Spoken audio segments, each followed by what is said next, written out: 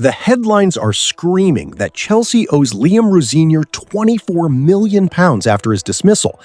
But in the world of high-stakes football finance, the big number on the cover is rarely the actual check written at the end.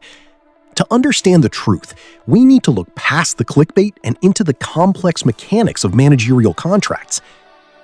Usually, when a club fires a manager unilaterally, they are legally bound to pay the remaining salary of the entire contract.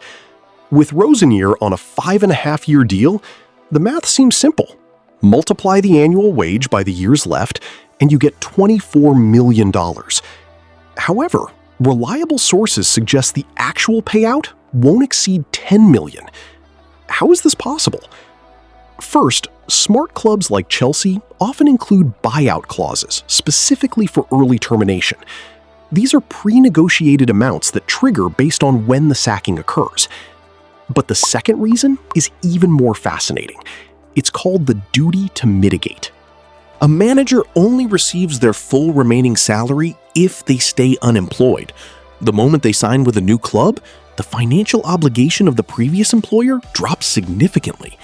Think of it as a top-up system. If a manager earned $1 million a month at Manchester United, but takes a new job at Bayer Leverkusen for $600,000, United only pays the £400,000 difference. Take the hypothetical case of Erik ten Hag. If he moves from United to Bayer and then later to 20 on an even lower wage, he still collects his original £1 million valuation, but it's split between 3 different clubs. His original employer only pays the gap to ensure he isn't financially punished for working. This continues until the original contract term expires. This raises a logical question. If the money is guaranteed whether you work or not, why go back to the stress of the touchline? Why not just sit on a beach and collect millions?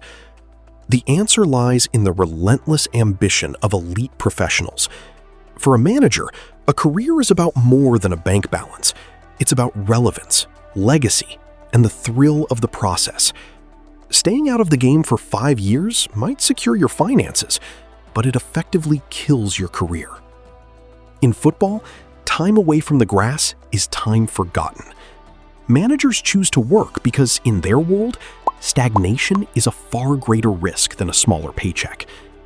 The £24 million headline might sell newspapers, but the reality is a calculated game of risk, reputation, and professional pride.